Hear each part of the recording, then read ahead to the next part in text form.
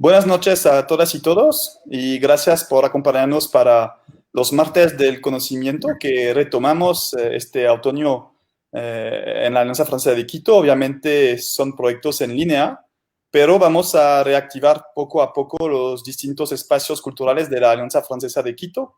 Entonces les estamos preparando lindos proyectos culturales para el mes de noviembre en línea y también en presencial en el estacionamiento de la Alianza Francesa de Quito, para que nuestro público no tenga miedo del COVID y que podamos cumplir de muy buena manera con todos los requisitos de bioseguridad. Entonces, les voy a hablar un poquito del calendario hasta el fin de año. Empezamos hoy día con Stéphane Vinolo, ¿no? Un ciclo sobre el filósofo Alain Badiou. Entonces, hoy día es la sesión 1. Vamos a hablar de la ontología de las multiplicidades inconstantes con Stéphane. El 27 de octubre hablaremos del aparecer y las verdades. El 10 de noviembre, la sesión 3, el sujeto del acontecimiento contra el animal humano del capitalismo. El 17 de noviembre, la sesión 4, prolegómenos a la vida, el amor y la estética. El 24 de noviembre, la sesión 5, hacia un comunismo genérico. Y terminaremos con Stéphane en el mes de diciembre con una última sesión. El 1 de diciembre tendremos una conferencia con César Pazmiño, que trabaja conjuntamente con el IRD, el Instituto Francés de Investigación y Desarrollo. César nos va a hablar del origen genético de la población del Ecuador. Entonces, quiero agradecer a Stéphane, obviamente, por su apoyo de siempre.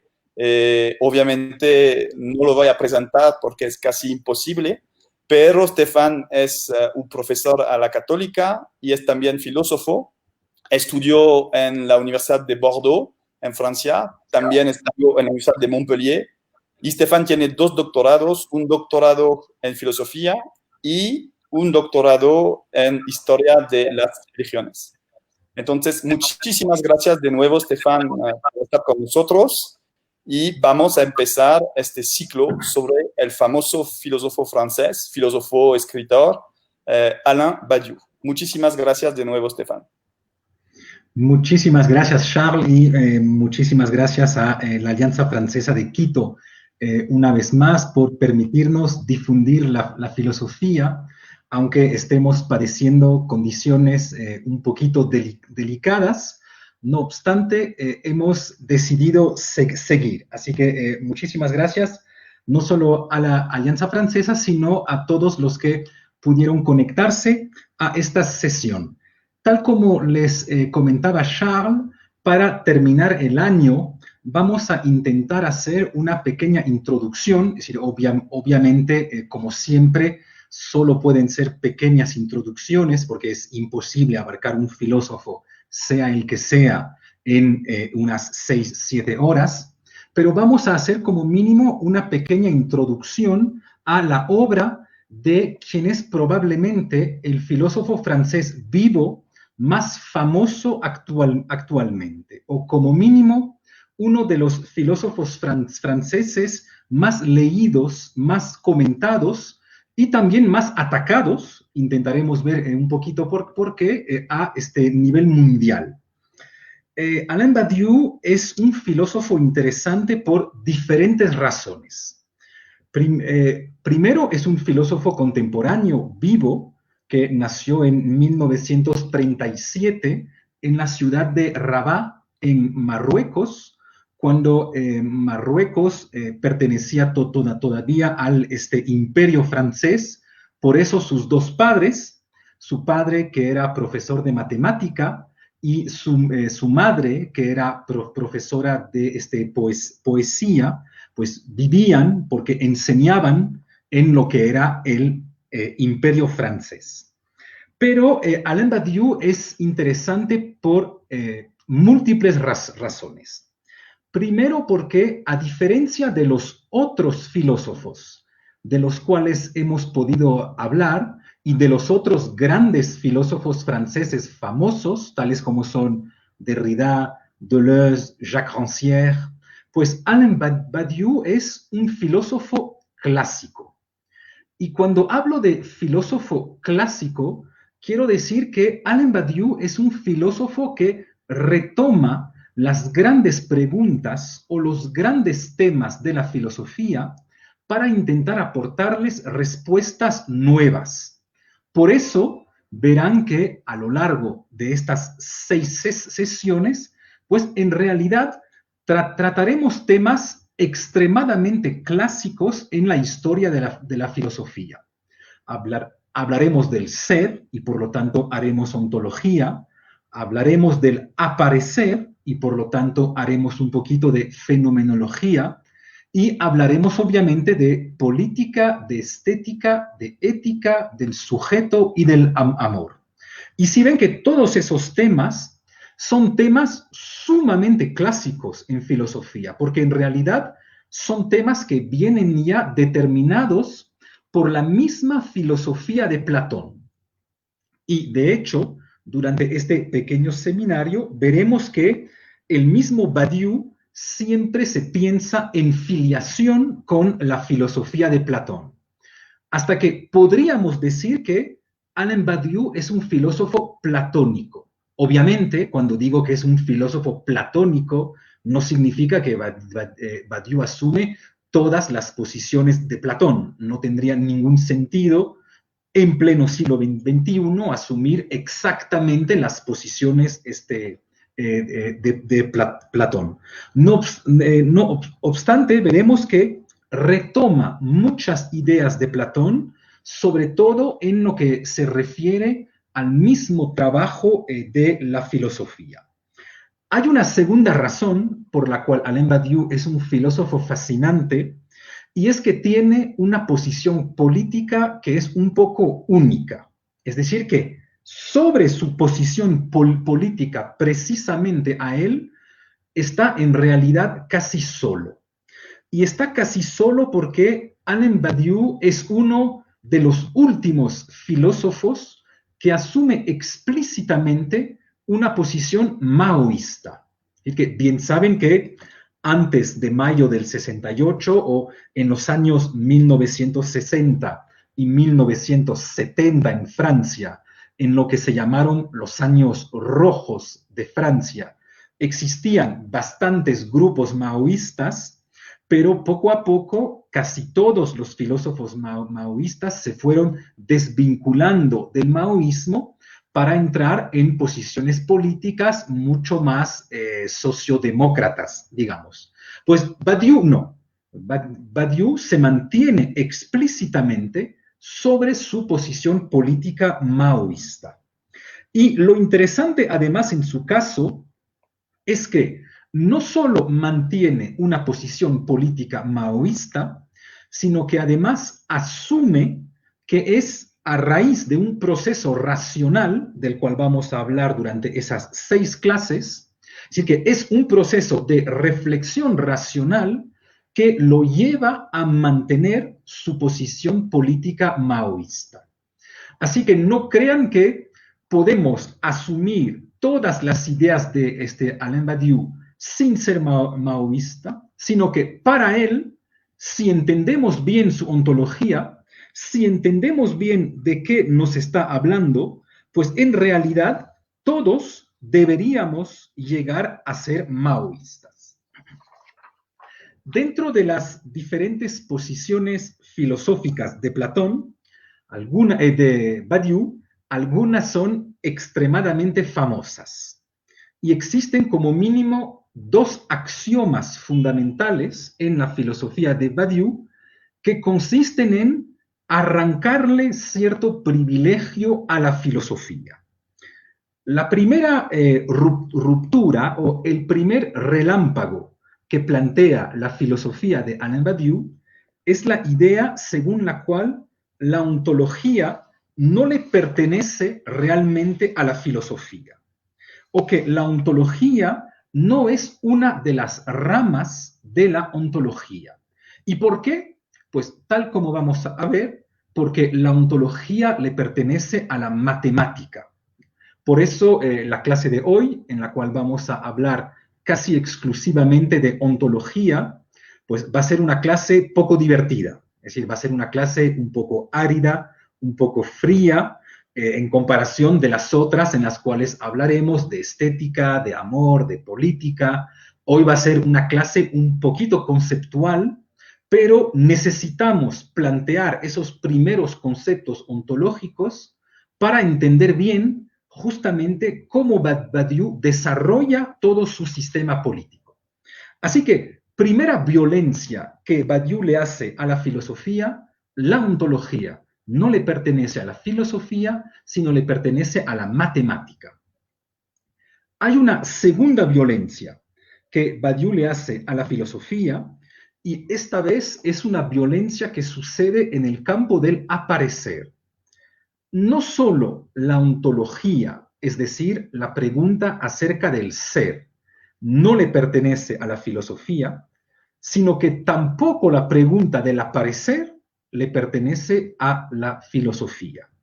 Puesto que para Badiou, la cuestión del aparecer, o lo que él llama la fenomenología objetiva, que es cómo las cosas aparecen, no es una pregunta que debe ser explicada por la filosofía, sino que es una pregunta que debe ser explicada por la lógica.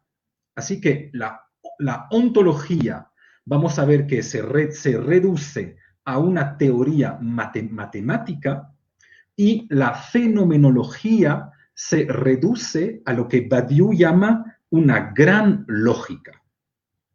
Ahora bien, si es que la filosofía no se ocupa ni del ser, ni tampoco se ocupa del aparecer, lo que solía ser uno de sus papeles fundamentales, pues ¿de qué diablos se ocupa la filosofía en la filosofía de Alain Badiou?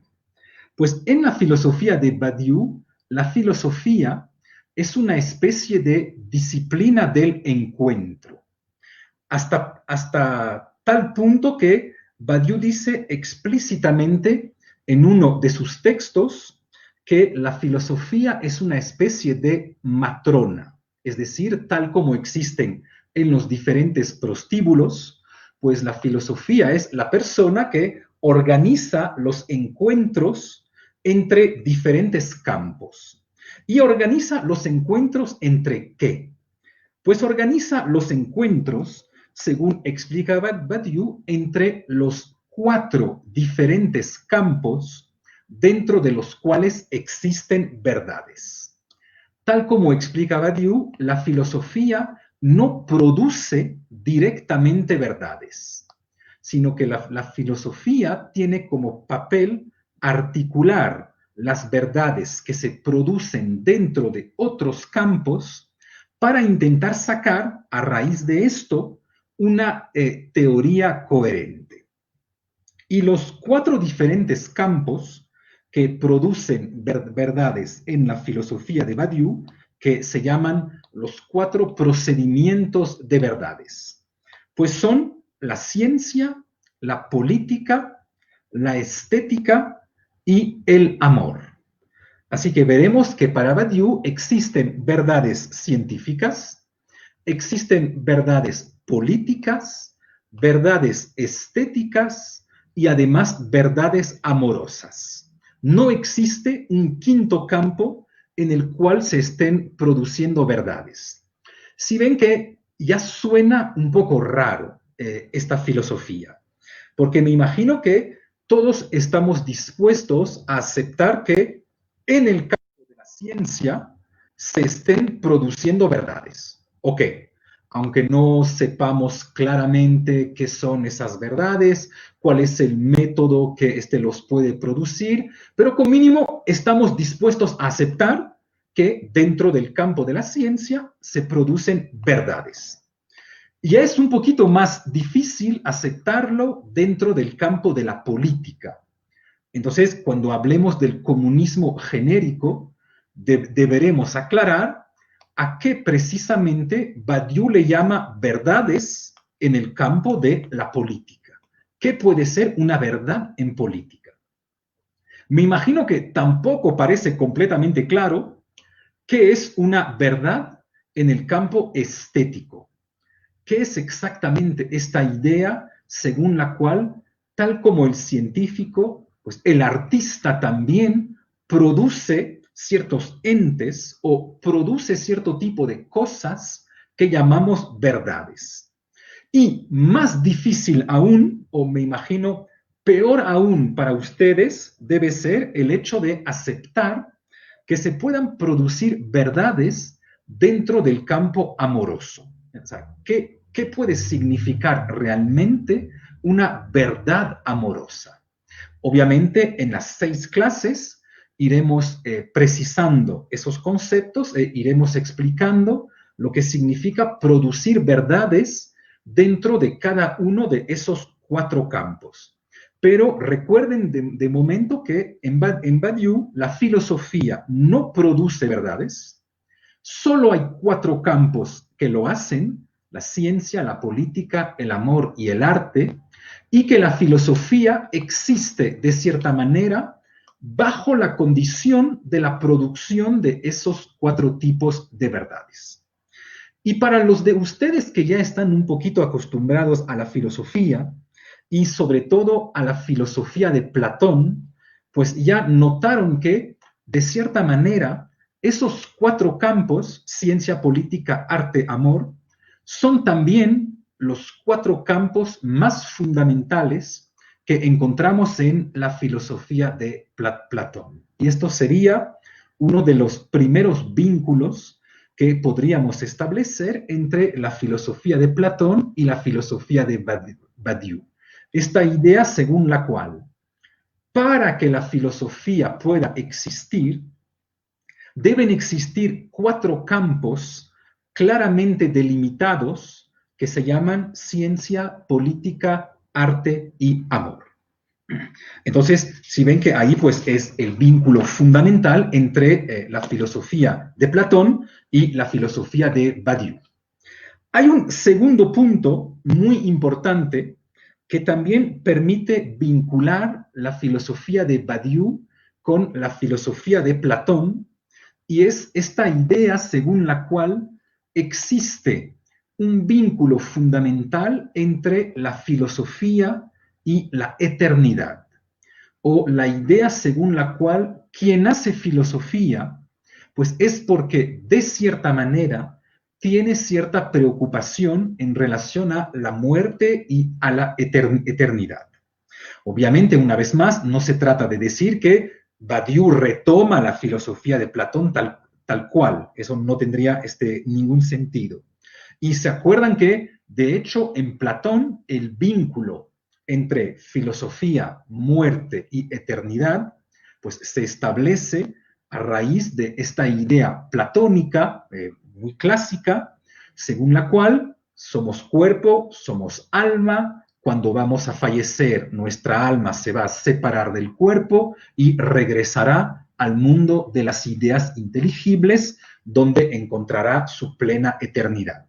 Obviamente, Alain Badiou, que es un filósofo materialista maoísta, bien se imaginan que no puede aceptar que somos cuerpo y alma y que después de la muerte el alma se separa del cuerpo. Por lo tanto, la idea de Badiou no es esta. Pero sí, ¿se acuerdan que en Platón hay una frase famosísima que establece Sócrates y que de cierta manera define la filosofía para Platón? Cuando Sócrates dice, filosofar siempre es un poquito aprender a morir. ¿Ya? Pues ahí, una vez más, encontramos el vínculo con la eternidad. ¿Ya? Hacer filosofía para Platón siempre es prepararse para la eternidad. Ya no temer la muerte y prepararse para la eternidad. De hecho, ¿se acuerdan que el mismo surgimiento histórico de la filosofía, es decir, el momento griego de la filosofía, el momento en el cual pasamos del mito al logos, pasamos del pensamiento mitológico al pensamiento filosófico, pues también se establece a raíz de una problemática con la muerte y la eternidad. Se los cuento rápidamente. Muchos filósofos establecen el surgimiento griego de la filosofía en la Odisea de Homero, cuando en algún capítulo, en algún libro de este texto, Ulises, que intenta regresar sobre su isla de Ítaca, se encuentra sobre una pequeña isla con Calipso. Y Calipso es una mujer maravillosa.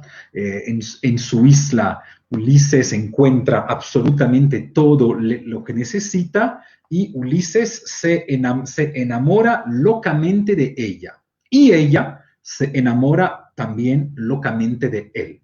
Por lo que Calipso va a intentar hacer que Ulises se quede sobre su isla. ¿Y cómo va a hacer para que Ulises pueda quedarse sobre su isla? Pues Calipso le va a proponer a Ulises lo mejor que pueda esperar cualquier ser humano. Es decir, que Calipso le va a decir a Ulises, si tú te quedas conmigo sobre esta isla, te prometo no solo la inmortalidad, sino que además la juventud eterna. Si ven que es una doble promesa de infinito. Y ahí vemos, para muchos pensadores, el surgimiento de la filosofía cuando Ulises le contesta a Calipso, no, no me interesa esa promesa de inmortalidad que tú me haces, porque lo que me interesa a mí no es vivir bien en un mundo después de la muerte, sino es vivir bien ahora mismo en esta vida. Y tal vez esta sea la gran diferencia entre la religión y la filosofía. La religión promete la vida buena después de la muerte, cuando lo que intenta encontrar la filosofía es la vida buena ahora mismo, dentro de esta vida. Y esta va a ser toda la apuesta de la filosofía de Alain Badiou. Alain Badiou, como buen filósofo materialista maoísta, no cree en la vida después de la muerte. Por lo tanto, su problema no es cómo ser inmortal después de la muerte, porque no cree en eso. Su problema es cómo ser inmortal ahora mismo. Y la única manera para llegar a ser inmortal, es decir, para tener cierto tipo de contacto con el infinito ahora mismo, pues es justamente intentar someterse a cierto tipo de verdades. Y ahí regresamos a los famosos 4 campos de los cuales habíamos hablado, en los cuales se producen verdades. Y si ven la lógica de esta filosofía, si yo quiero experimentar la eternidad, si yo quiero experimentar lo infinito, pues lo primero que debo hacer es entrar en relación con cosas, con entes particulares que son de por sí infinitos, que son de por sí eternos. Y esas cosas que son de por sí eternas, pues es justamente lo que Badiou va a llamar las verdades. Por lo tanto, el verdadero filósofo para Badiou debe ser militante político, debe interesarse en el arte para acercarse a las verdades estéticas, debe ser amante para acercarse a las verdades amorosas y debe ser también un poquito científico para también poder acercarse a este tipo de eternidad científica, a las verdades científicas. Y lo interesante es que, de hecho, el mismo Alain Badiou estuvo o está, porque sigue, comprometido con esos 4 diferentes campos de la filosofía. Alain Badiou en ciencia produce textos científicos matemáticos, es decir, que produce algunos textos matemáticos de muy alto nivel. En el campo del arte, escribe novelas y escribe teatros.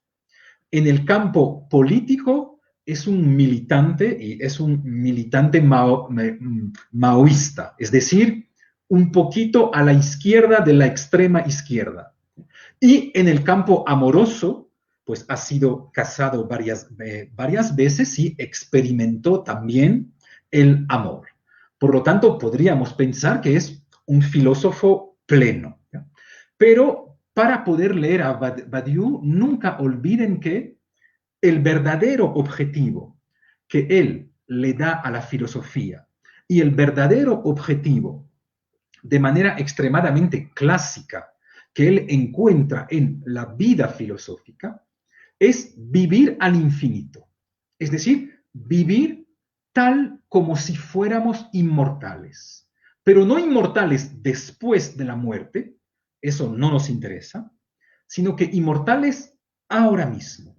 Todo el objetivo de la vida filosófica en Badiou es encontrar el infinito en esta vida, ahora mismo, para vivir tal como si fuéramos inmortales.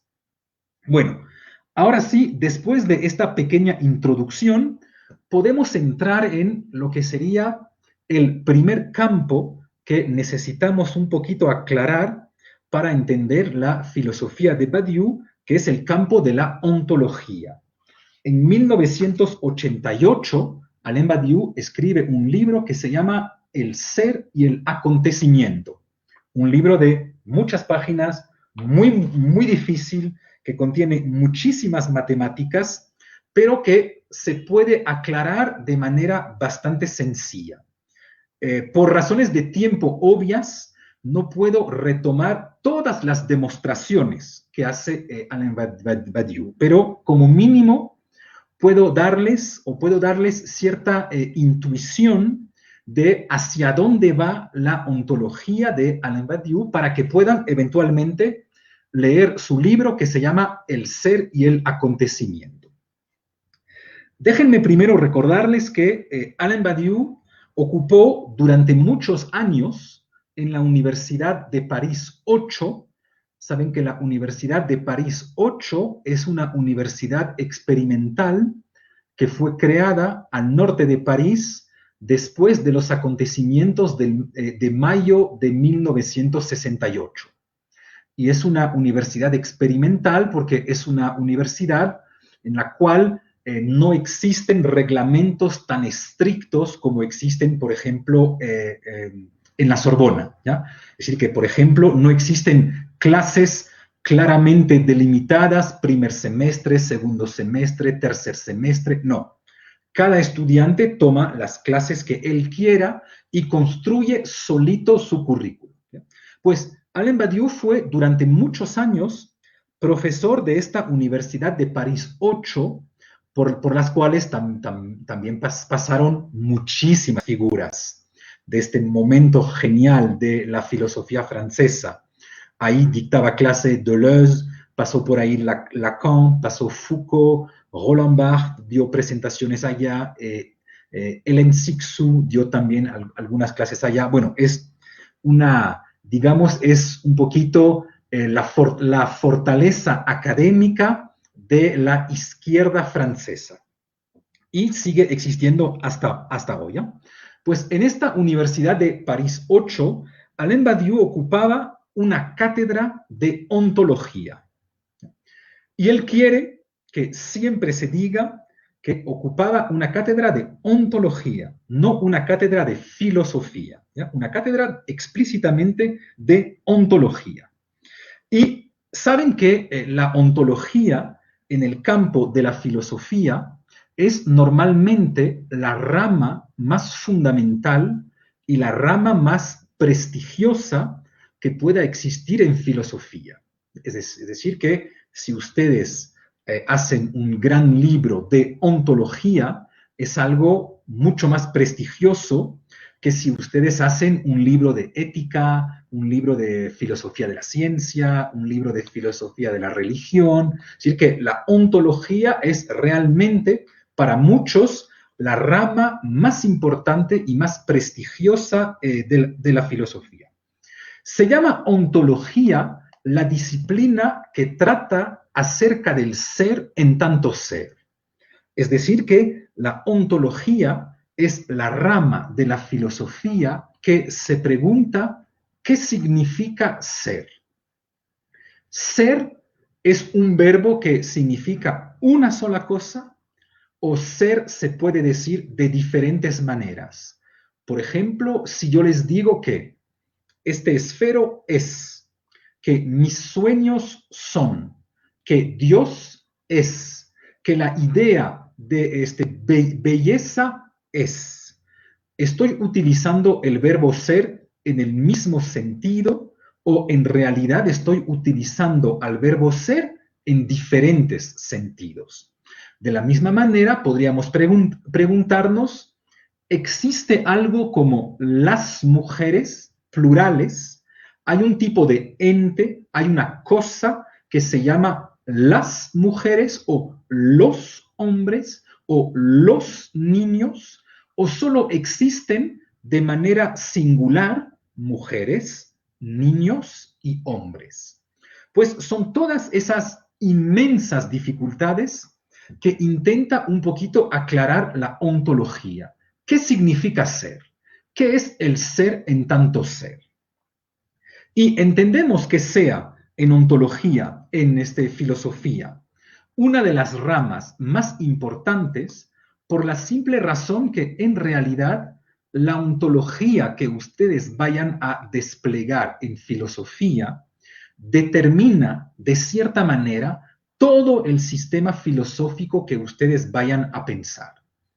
Por esta razón, en una carta famosa de Descartes, que se llama la carta prefacio a los principios de la filosofía, Descartes explica que la filosofía es una especie de árbol, cuyas raíces son la metafísica y la ontología.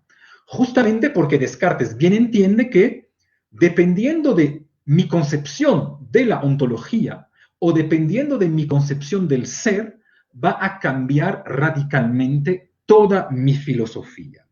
Por lo tanto, la ontología tiene, de cierta manera, un papel más fundamental o más esencial que las otras ramas dentro del campo de la filosofía.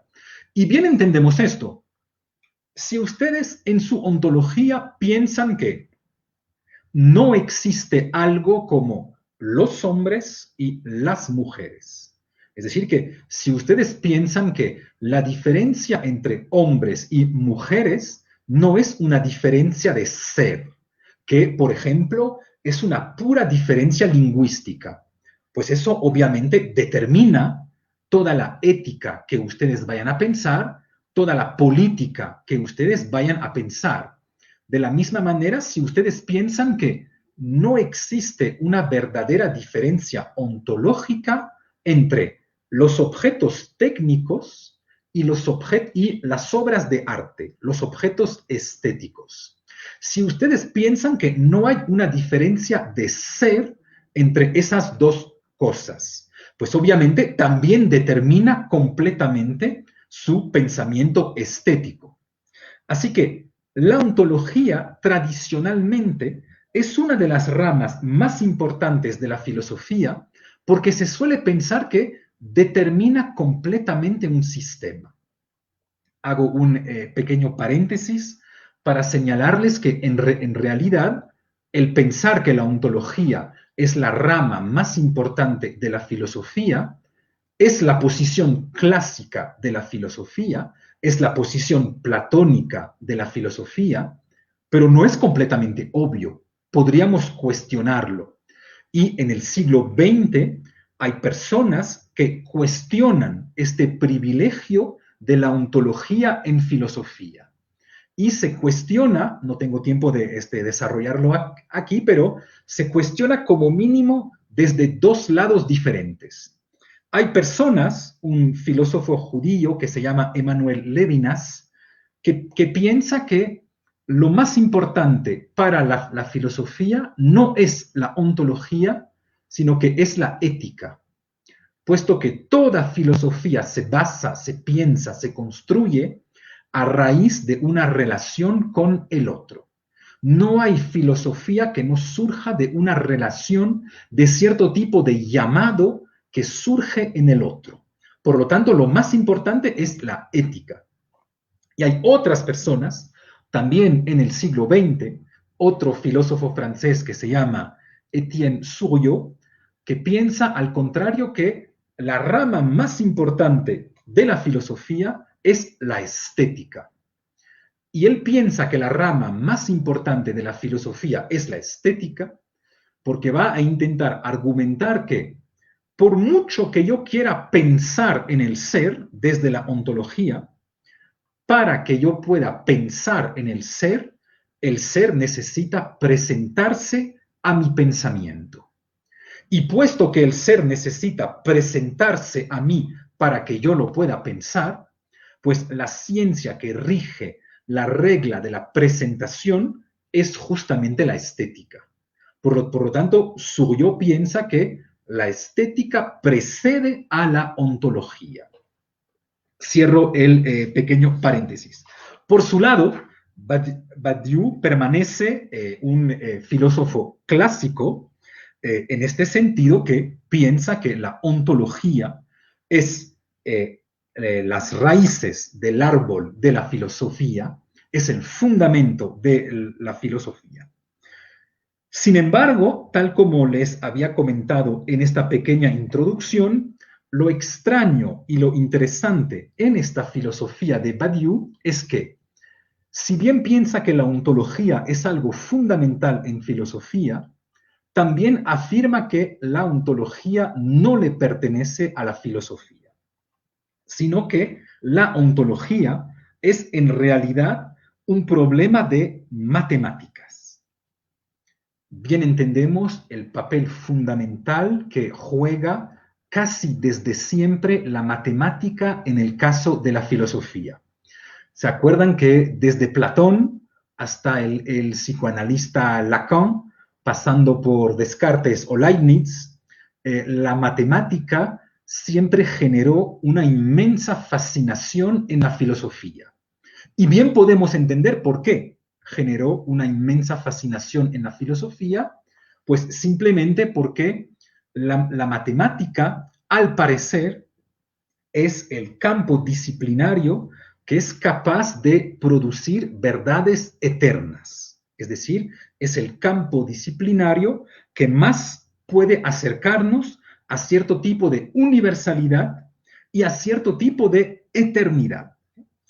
Sin embargo, la fascinación que Badiou tiene por las matemáticas no es la misma que la que tienen los otros filósofos. Su problema es realmente un problema ontológico. E intentemos pensar por qué razón el discurso completamente formal de la matemática podría ser el discurso que nos acerque a la solución de la pregunta ¿qué es el ser? O ¿qué es realmente ser? Podemos entender eso a raíz del ejemplo siguiente. Todos entendemos que si yo intento pensar el ser de algo, es decir, su única categoría de ser, debo en realidad deshacerme de todas sus diferentes cualidades. Por ejemplo, si yo me pregunto, ¿cuál es el ser del girasol que está ahora mismo frente a mí? Pues bien ven que el carácter del color amarillo no entra en mi ontología, porque ciertas partes del girasol son amarillas y otras no. Por lo tanto, el amarillo no está vinculado con el ser del girasol. Tampoco la forma, porque ciertas partes del girasol tienen cierta forma específica, otras partes tienen otras formas. Por lo tanto, la única manera de llegar realmente al ser o a la pregunta del ser sería deshacernos de todas las diferentes cualidades de los diferentes objetos para hacernos la única pregunta de la característica del ser. De hecho, todos los objetos en el mundo, ya sean objetos materiales o incluso objetos inmateriales, tienen características diferentes. Formas, colores, olores, tactos, texturas, existen en espacios diferentes, existen en tiempos diferentes, por lo que todos tienen cualidades diferentes. Sin embargo, tienen una sola cualidad en común, que es precisamente la de ser. Y si queremos llegar a esta cualidad en común que tienen todos los objetos del mundo, pues debemos pasar por el discurso que justamente se deshace de todas esas cualidades sensibles, que es el discurso matemático. Si ven la lógica de la ontología en Alain Badiou, ¿por qué las matemáticas van a poder dictar la ontología y por lo tanto responder a la pregunta del ser? Pues porque las matemáticas son un discurso formal, son un discurso que no se preocupa por las cualidades de los objetos sensibles. Es un discurso completamente formal, por lo tanto que es válido para todo tipo de objeto. Las reglas que rigen el círculo rigen tanto los círculos rosados que los círculos amarillos, tanto los círculos reales que los círculos imaginarios, tanto los círculos grandes que los círculos pequeños, tal como si existiese en matemática cierta indiferencia a las cualidades de los objetos, y al poder deshacernos de todas esas cualidades, pues nos estaría llevando realmente al ser de las cosas. Aprovecho para señalarles un punto que para mí es extremadamente importante, porque ahí una vez más encontramos en la filosofía de Badiou algo que es extremadamente clásico en filosofía. Desde Platón, pasando por Descartes y hasta la fenomenología contemporánea, el sueño filosófico siempre es el sueño de ver la realidad.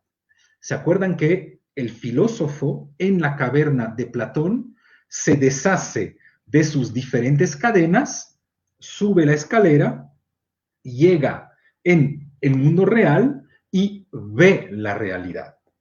Y Descartes, en la segunda de sus meditaciones, también nos explica que el proyecto filosófico, cito, es levantar los velos que nos obstruyen la realidad para poder verla por fin desnuda.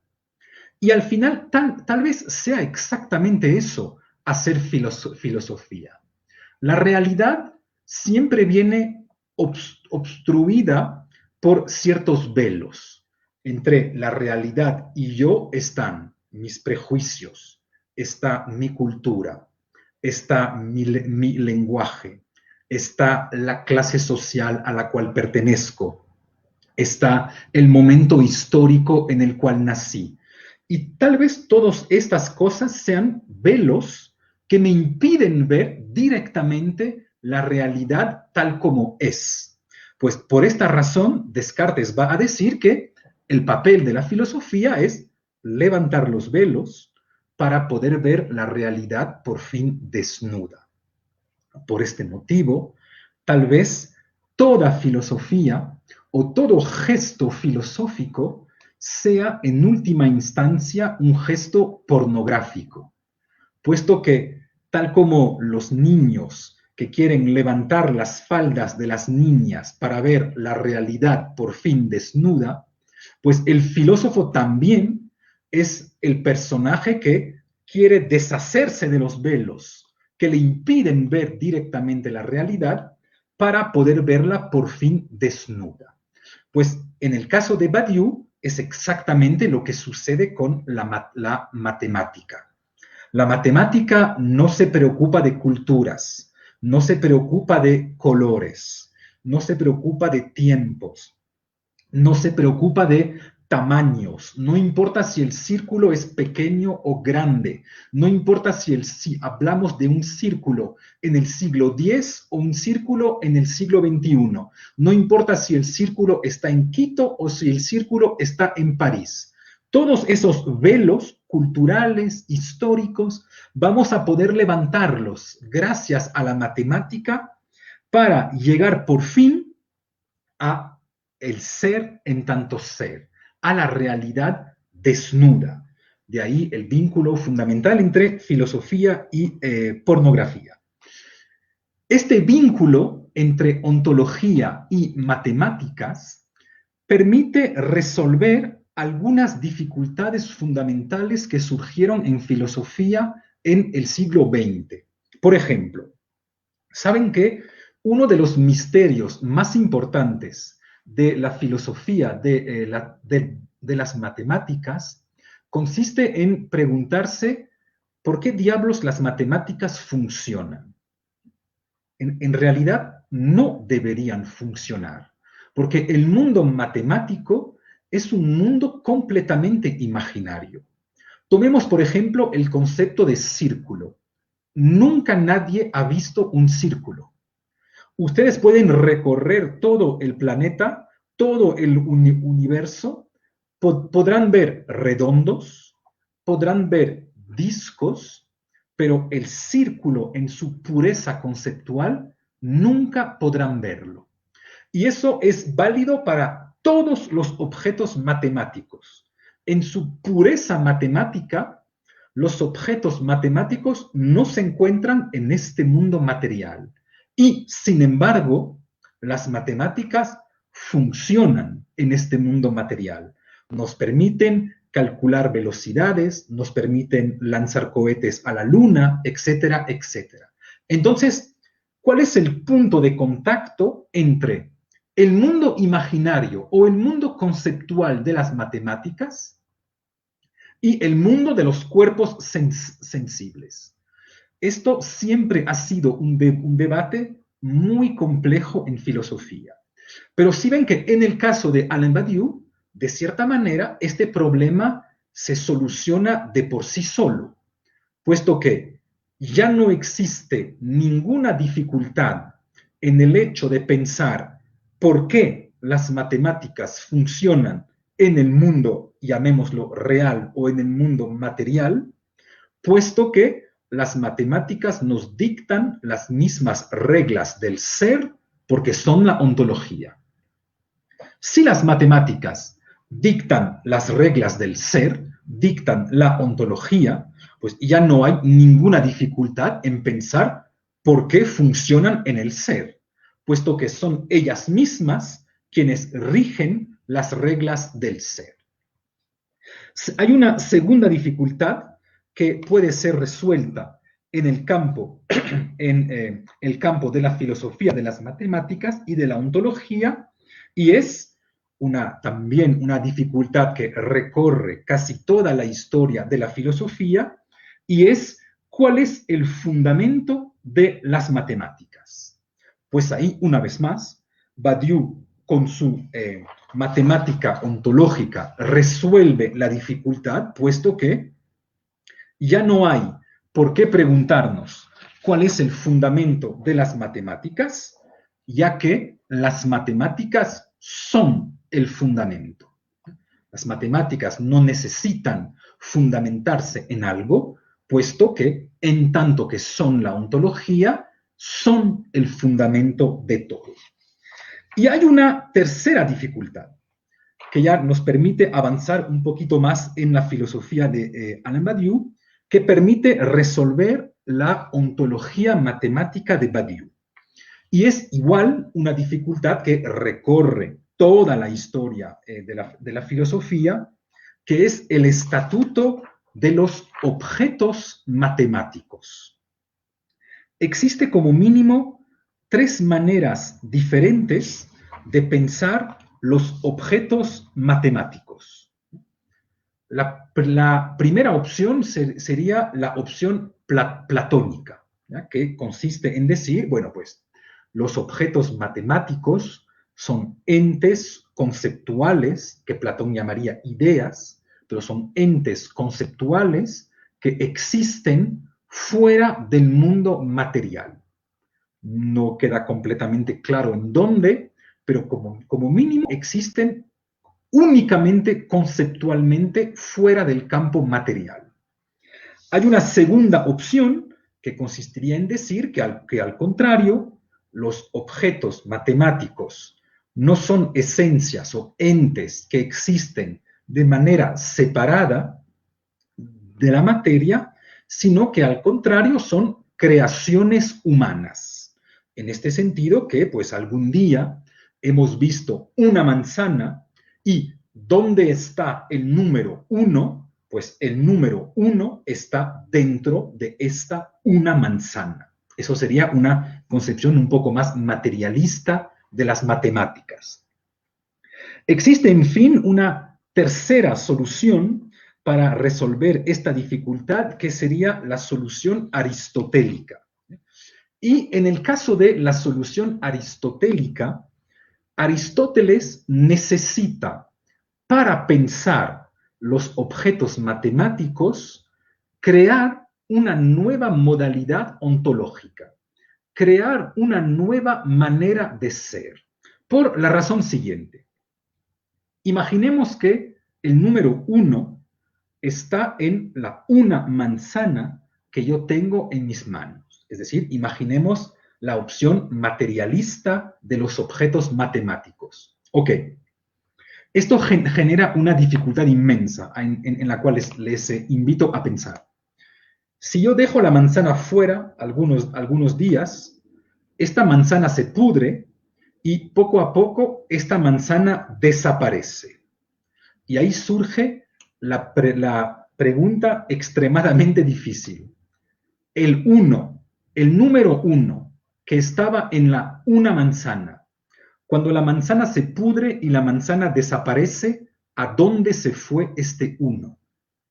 Pasó del ser a la nada, pero ¿cómo podríamos explicar que el número 1 pase de 1 a 0? Esto es absolutamente inexplicable. Por lo tanto, si aceptamos la concepción materialista de los objetos matemáticos, nos vamos a enfrentar a ese tipo de dificultades inmensas. ¿Dónde se va el 1 de la una manzana cuando la manzana se pudre? ¿A dónde se va? Por otro lado, si aceptamos la tesis idealista o platónica de las matemáticas, también estamos frente a una gran dificultad, puesto que obviamente cualquier persona les va a preguntar, pues, ok, esos objetos matemáticos ideales de los cuales tú nos dices que existen como entes separados, es decir, ni siquiera en nuestros cerebros, pero fuera de nosotros, ¿en dónde están? ¿En qué tipo de tiempo y en qué tipo de espacio existen? Muéstramelos. Pues de la misma manera van a estar en una inmensa dificultad. Para resolver ese pequeño tipo de dificultad, Aristóteles va a decir, a ver, el número 1 no está realmente en la manzana, no está realmente en la una manzana, y el número 1 tampoco es una idea completamente separada del mundo material. El número 1 está potencialmente en la manzana. ¿Y qué es lo que necesita para pasar de la existencia en potencia a la existencia en acto? Pues necesita que algún ser humano, algún matemático o algún vendedor de manzanas lo haga existir al pensarlo. Por lo tanto, Aristóteles va a decir que los objetos matemáticos están en potencia en la realidad material, pero que necesitan ser actualizados por algún tipo de pensamiento humano.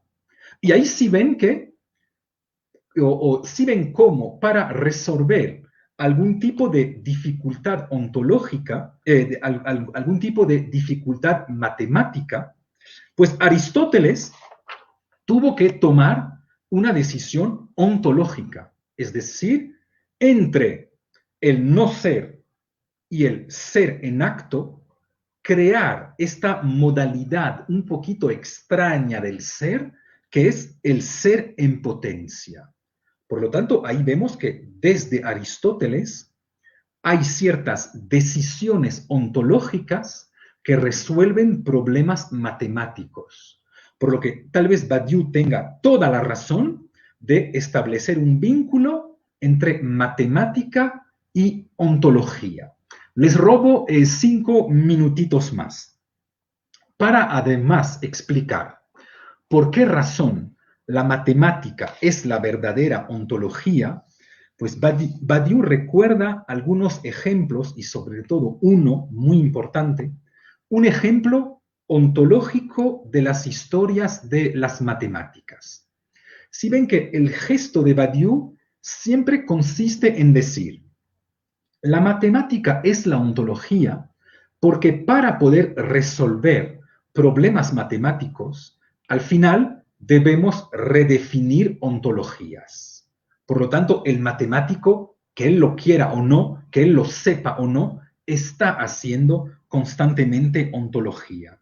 Y les doy un ejemplo de la historia de las matemáticas. Saben que normalmente dentro del conjunto de los números naturales en matemática no puede existir ningún número cuyo cuadrado sea inferior a 0. ¿Ya? Bien saben que pues menos 2 al cuadrado, 4. 2 al cuadrado, 4. Menos 5 al cuadrado, 25. Es decir que todo número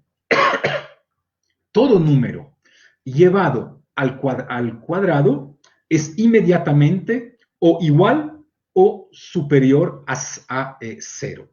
No existen cuadrados negativos dentro del conjunto n de los números, que es el conjunto de los números naturales. Y no obstante, en matemática, esto nunca pudo impedir que ciertos matemáticos como Euler o Bombelli hayan creado otro conjunto de números. El número C, el número el conjunto de los números complejos dentro de los cuales existe el número i de tal manera que i al cuadrado sea igual a menos 1. Y si ven ahí que es una decisión de cierta manera absolutamente loca, es decir, absolutamente incomprensible. Pero también entendemos por qué Badiou se interesa en esto. ¿Por qué? Lo que nos están diciendo esos matemáticos es que las condiciones de existencia de un objeto dentro del conjunto n no tienen nada que ver con las condiciones de existencia de un objeto dentro del conjunto C de los números complejos. Por lo tanto, los matemáticos, al crear este conjunto C y al crear este número i de tal manera que i al cuadrado sea igual a menos 1, pues simplemente crearon otro mundo en el cual las condiciones de existencia de los números son radicalmente diferentes. Por un lado, en n no puede existir cuadrado negativo. Por otro lado, en el conjunto C puede existir el número i de tal manera que i al cuadrado sea igual a menos 1. Y ahora con este ejemplo entendemos por qué la matemática es plenamente una ontología. Pues porque en realidad lo que hicieron esos matemáticos no es nada menos que crear un mundo, el mundo C, de los números complejos, crear un mundo que responda a cierto tipo de reglas de existencia, a ciertos tipos de reglas del ser. Para poder ser en C, hay que obedecer a otras reglas que para poder ser en n.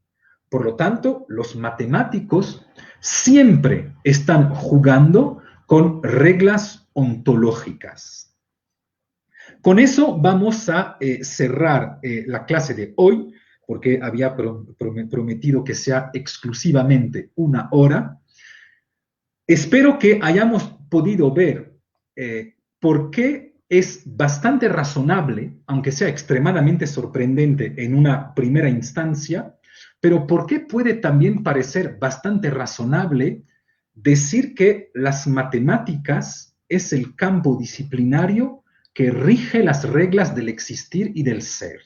¿Por qué las matemáticas son el campo real de la ontología? Veremos en la próxima clase, dentro de 2 semanas, cuál es decir, que una vez que hemos establecido que las matemáticas son la verdadera ontología, pues vamos a ver entonces qué nos dicen esas matemáticas acerca del ser.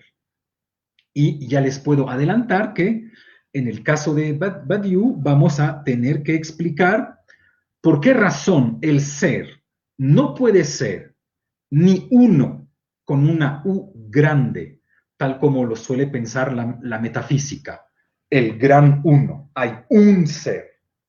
Y tampoco puede ser uno con una U pequeña, tal como suele pensarlo cierta física cuántica hoy, con esta idea que tal vez podamos algún día llegar a partículas tan pequeñas que tal vez sean las mismas partículas del ser, la famosa partícula de Dios. ¿Ya?